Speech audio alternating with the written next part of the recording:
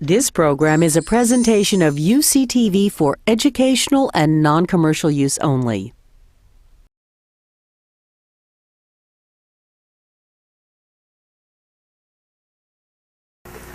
So, what are we doing for tonight? What we do every night.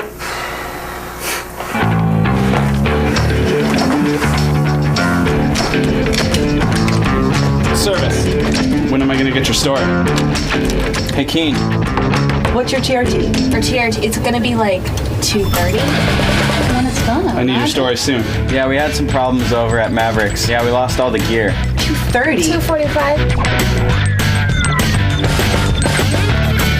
Is that okay with you? Is it okay if I can get something on this tile line? Hey, Ferloni. Where's the story? Yeah, just turn this off. It was a really big wave, man. I'd be happy to throw anything on the timeline right now. Can you put a story on the timeline for me right now? I'd like your story as soon as possible. How long is it? 2 minutes, maximum. I actually have no idea. Thank you. All right. Keep up the good work. All right. All right. Bye. Bye. I like the way things roll around here. Getting a little tougher.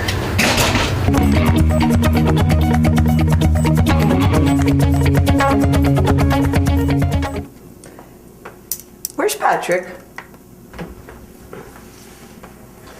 Hey guys, how's it going? Woo! Good waves out there. Hey, Patrick. Hey.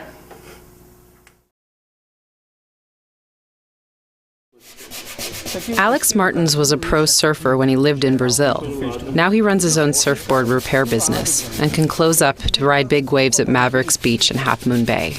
I love to surf Mavericks and I feel like tomorrow is just another day. And that, if it was a contest, I would be out there anyway.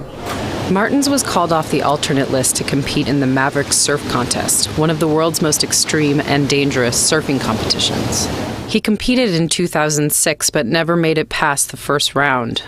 People want to see guys dying out there. Oh, not quite, but you want to see guys getting ass kicked out there. Due to its unique geography, waves at Mavericks can be up to 60 feet tall. There's a rock shelf off the coast, and it actually focuses the waves so they get bigger than the surrounding areas. The contest is called on only when weather conditions are just right. Saturday was forecast to have the biggest waves of the season. Martins was nervous despite surfing the wave regularly. Winds were up and the ride looked dangerously rough. It seems to come really fast and super hollow and giants, like 50-foot wave. Martins is one of 24 surfers from around the globe who came to compete. With 3 combined swells, the waves are bigger than they've ever been in the history of the contest. Yeah, let's do this, man. Alex, up! When I got to my heat, you could tell people were like, literally survive. We would be like... Martins catches a wave. I felt like I got the biggest wave of my life. It was big enough to advance into the semifinals.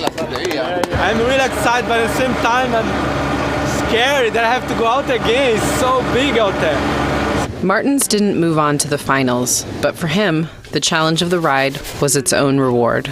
It's not money, it's not success, it's not nothing, it's just for your own feeling. This is Nina Goodby for CNS News. Hey, Richard. Have you ever had your email hacked? No, I don't think so. Not to my knowledge. How do you know? I guess I don't know because, I just never seen the evidence of it. It can happen to anyone. Everybody is a target. Well, that's kind of creepy. You should change your password once a week. I can't be bothered to do that.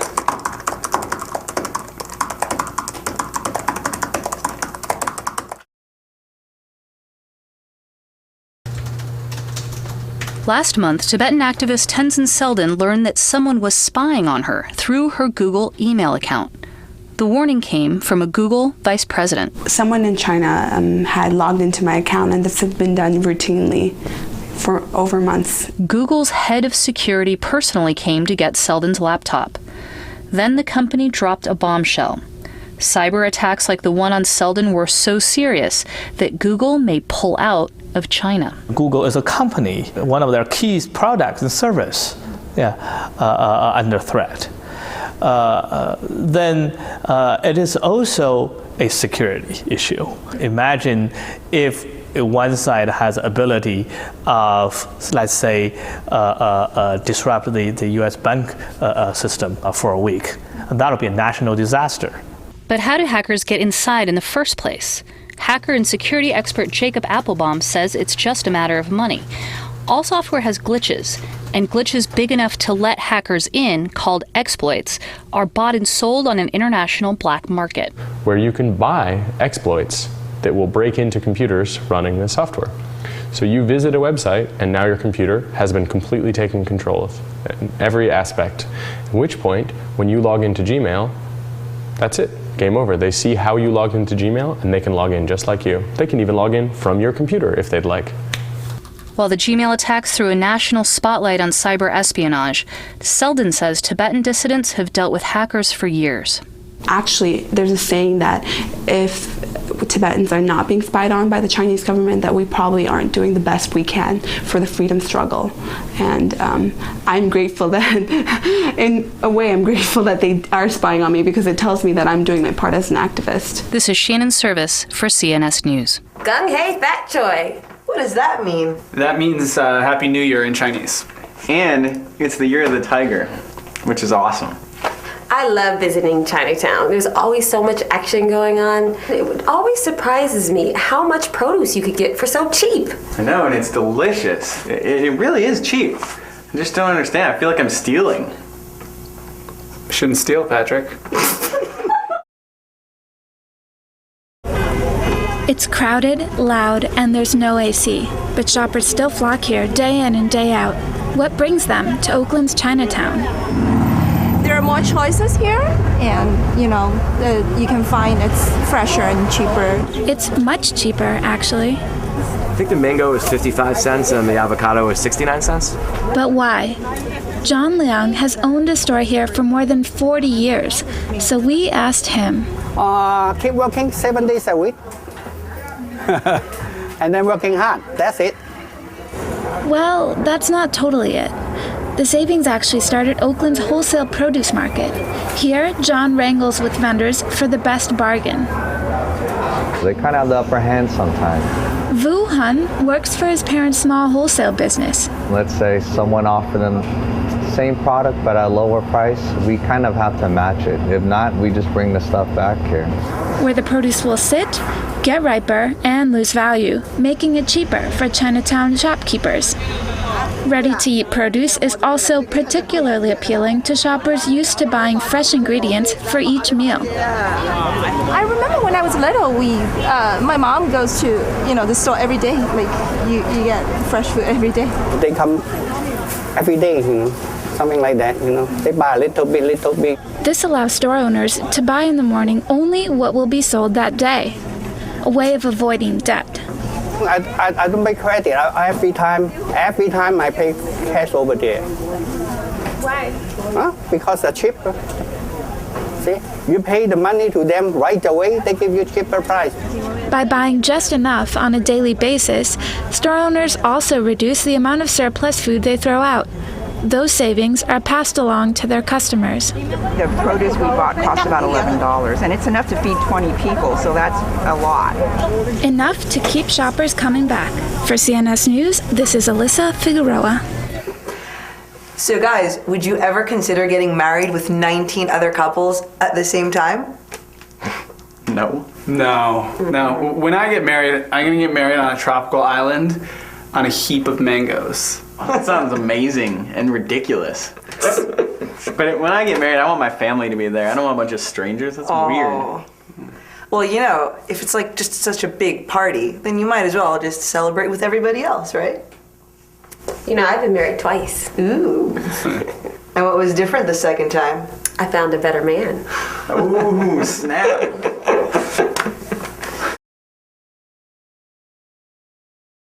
Today is Lindsay Nelson's wedding day. And Lindsay has no idea. Lindsay B. Nelson. How about right now? What? How about It was almost that easy. Lindsay and Shelley walked inside the W Hotel to a Valentine's Day instant wedding hosted by entertainment website UrbanDaddy.com. You may now share a kiss. But under California law, Lindsay and Shelley's marriage isn't recognized. We figure that the ceremony's the important part, and we'll figure out the whole legal stuff as soon as our society does. They met 2 years ago when Shelley chased after Lindsay outside Pete's coffee shop in the Castro. Got to Lindsay and very much out of breath with my hands on my knees said, "I've seen you in Pete's Coffee," like a weird stalker person. And I just wanted to know if sometime we could have coffee together. They went on a date the next day. Known since the very first meeting that I wanted to spend my life with you. As if one wedding isn't enough, the couple is going to have another commitment ceremony in Mexico, surrounded by family and friends. So today was slightly a political statement that we're here to get married, even though it's not legal here in California. And on this day, they're in for one more surprise. Shelley and Lindsay! They won a free honeymoon at the W Hotel. For CNS News, this is Callie Shanafelt. Ow! What's wrong? Shooting pain down my arm. I don't know. Yeah, I'm sore too. I've been surfing all day. Maybe you and I could try to go to one of those doctors and get some medical marijuana. Not a bad idea. You know what it takes to grow that stuff? Marijuana seeds? Well, it does, but some big operations, I guess, use all sorts of chemicals in their processing. Huh. Didn't know that. For whatever reason, it's seen like Humboldt County, Mendo County, it's so groovy and hippie up there. Everything must be groovy and hippie, but I can tell you the kind of activity I see up here is not groovy. Humboldt native Melinda Stone owns an organic farm on a remote mountain in Northern California. She says most of her neighbors are running large marijuana operations nearby. This is definitely an intensive growing operation, so you can see the sort of shell of the greenhouse, and then you can just see the disarray. These are folks who come here specifically to grow marijuana, and they leave. No one is home and nothing seems to be growing on the property right now. But in the summer, Melinda says, the area is full of people and activity. You see the greenhouses go up, you see the soil come in, and then you see the traffic coming in and out, in and out. What else are they doing? This is Humboldt County. All that adds up to a possible marijuana grow. Patrick Foy is part of a statewide task force that raids big outdoor grows like this one in Central California. Pesticides are used all over this place, and they actually have 2 backpack sprayers. He says pesticides and fertilizers, often in high concentrations, can contaminate sensitive ecological areas. When the rains come, a lot of that stuff gets washed into the creek and it kills everything in the creek in its entirety. People have asked how many gardens are there in California, and I'd say there's easily over 1,000, because we take down 450 of them. Back in Humboldt County, most of the farms near Melinda's property are off the grid. We, in this office, generally only respond to indoor grow operations. Off-the-grid indoor marijuana operations power their grow lights with generators running on fuels like diesel. That's the red stuff you see here. Well, diesel, it has a toxic effect on invertebrate life, on other life forms. Environmental health officials say there have been as many as 50 pot-related fuel spills in the area. You can see here absorbent pads that have been put into the creek, and they were filling with petroleum product. Diesel spills and the kind of effluent that is leaching into the creeks all over the place has everything to do with this intense farming that's going on. When there's a lot of money to be made, people come in and they'll do just about anything. And that's why you see all the degradation around here now. In Humboldt, I'm Kate McLean for CNS News. So Patrick, I'm really upset today because I went to the store and I asked for some beer, and I obviously meant IPA, but this guy started bringing me these Bud Lights and these Coronas because apparently that's what women drink, light beer. I drink IPA. Well, it is a man's beer. Well, I drink IPA too. Sorry. And there are some women that are starting to brew their own beer. I brew my own beer. Well, so do they. Huh. Yeah. Oakland's newest watering hole recently raised a glass to celebrate women in beer. No problem. Patrons of Oakland's Beer Revolution were celebrating San Francisco's Beer Week throughout the Bay Area, but local beer enthusiasts felt it fitting to recognize the growing number of women involved in beer culture. It was very frustrating for me to go to a beer judging, for instance. Beth Zangari has been judging beer for the past 15 years. And I would say something and have them say, well, you know, well, how can you know that? Well, you're a girl. Girls don't know anything about that. You can't do that. You're a woman. And it's like, no, I can brew. I can judge. Today, women make up approximately 25% of the beer market. More and more women are immersing themselves in beer culture through homebrewing, beer judging, and even beer journalism. Now you have women who have these wonderful palates and are describing beer in ways that I could never approach. Meredith Cannon Nelson and her husband write a beer and travel blog that will soon be published as a book. Women are so much more integrated into the beer community and in a way that we just were never taken seriously before. Beer is it's a beverage of the people. And these women want to make sure that the people recognize one thing. Girls are beer geeks too. I'm Mary Flynn for CNS News. Have you heard about all the foreclosures going on? There's at least 10 in my neighborhood alone. Well, you know, Shakiri, there is a recession on.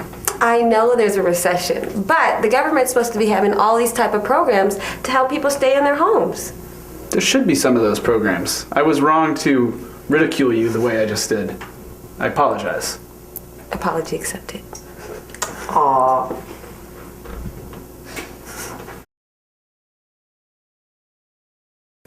Oh, Mike, hi, it's Fleeta Turrentine.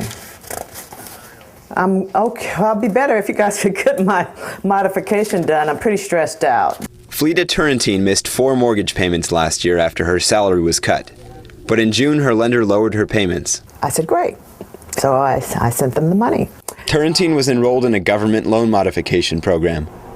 She's been making reduced payments for 8 months. But still, she receives foreclosure notices saying her house is scheduled for auction. I mean, you know, this is so frustrating, and it makes me really angry. Turrentine is making the payments as part of a federal program called Making Home Affordable. More than 1 million homeowners have started trial plans, but it's taking months for them to find out if they qualify for permanent reductions. The lenders, you have to understand, are absolutely overwhelmed with loan modifications. Elaine Donnell is a counselor who provides free advice to borrowers. My client will get a letter that says something as simple as, we need updated financials, and they know that they've provided me that, say, 2 weeks before, and I know that I've sent them to the lender, and you just resend them. It's absurd.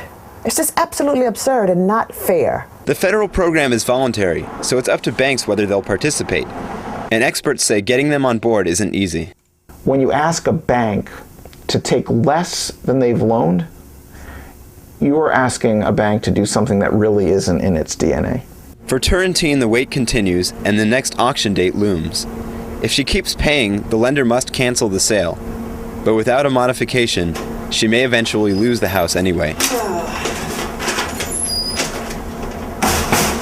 For CNS News, this is Will Jason. I hate parking in San Francisco. I know, it's a nightmare, but you should get a bike. I have a bike. I ride it all the time, but it's a pain to bring it on BART. You know, in certain cities, like in Montreal, they have these bike sharing programs where you can pick up a bike at one location and check it out for the day, sort of ride it around and drop it off somewhere else.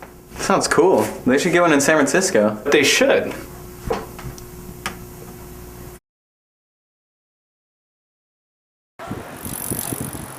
It's worked in cities around the world, but why doesn't San Francisco have a bike sharing program?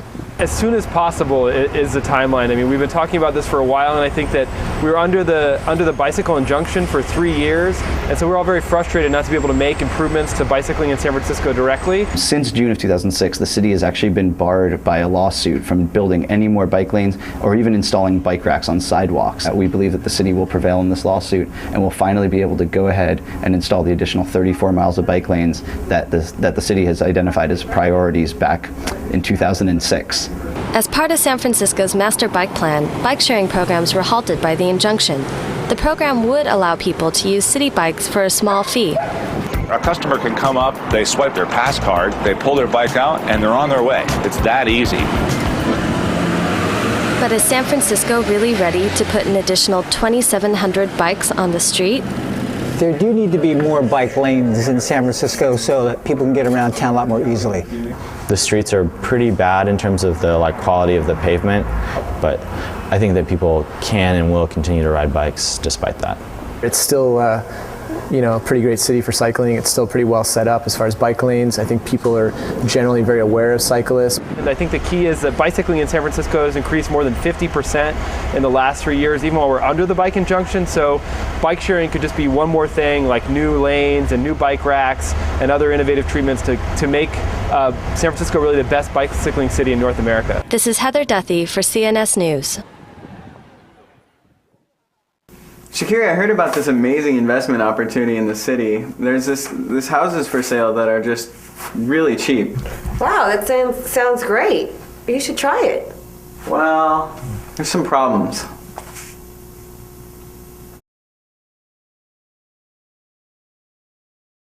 Pak Chan is a World War II veteran of D-Day. He has rented the same North Beach apartment for 58 years. I'm the lucky one. He is lucky.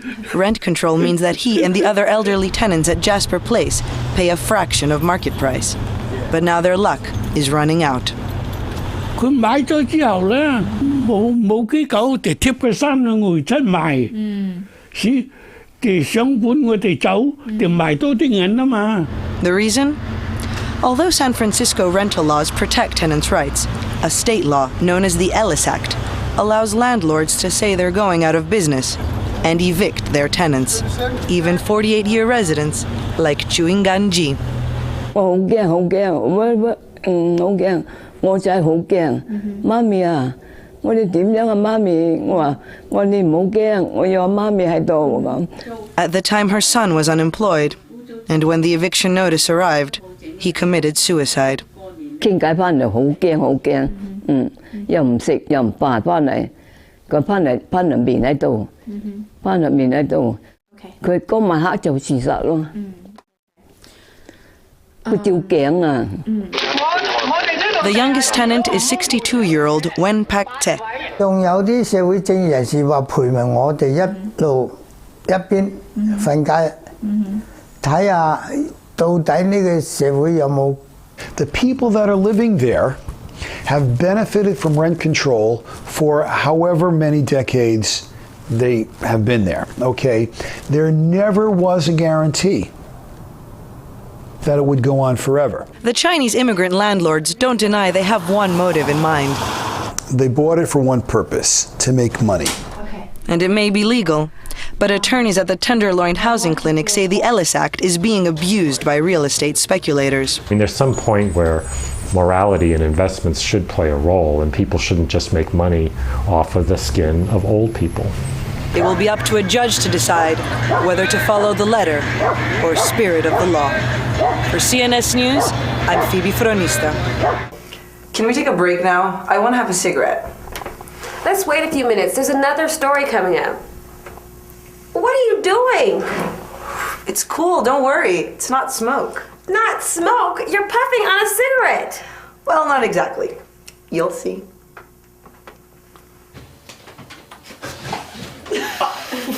She's smoking! San Francisco is planning to expand its smoking ban, and if the new law passes, you won't be allowed to smoke in bar patios or in farmers markets or even on the sidewalk if you are too close to a door or a window. In fact, what I'm doing right now would be illegal. But if you're a smoker, well, don't despair. A new gadget from China may be the solution. So could you explain how this gadget works? It looks like an actual cigarette, but that's where the fire is going to be, and this is the refill. E-cigarettes, as the novelties are called, work by heating up a mix of water and nicotine. It's got a USB charger, actually. It's got a USB charger. That's what it is. and we hook it up to the computer. According to the companies that manufacture them, when you smoke the e-cigarette, you should only exhale clean water vapor. Just start puffing again. How much do they cost? $40. So you can plug them into your computer, but are e-cigarettes safe? I'm gonna go talk to a professor of medicine to find out. Well, nobody knows. You know, an e-cigarette, first of all, isn't a cigarette. I mean, if you look at this, it's like a plastic thing. You know, just look, you can't break it. There's no tobacco in it. I mean, the things would be like, you know, me taking a syringe and calling it a cigarette syringe. Has a little light in it. I don't know any real cigarettes that have little lights in them either. There's very aggressive marketing going on, and yet, you know, nobody knows what's in them. Nobody knows whether it's safe. And to say they're smokeless is just not true. They're putting some kind of fumes into the air. Most of these things are made in China. It should be illegal to import these. They should all be seized by the government. That's what the FDA tried to do. Yeah, I know. And you have an idiot judge who says this plastic thing that you charge up on your computer is a cigarette. It's crazy. The other question is, are smokers actually going to get on board? The flame is really pretty lame. And, you know, we've got a perfectly fine nicotine delivery system, you know. Or maybe not. For CNS News, this was Mario Furloni. So it smells like bad for you. Woe is me. I am starving. Woe is me. Hey, you guys, what's going on? You alright? We're fantastic. What? Like, amazing. Really? I'm not buying it. We don't have a show. We don't have a show here. We have to add like 3 minutes. You have 3 minutes of television in that little camera, Miss Service?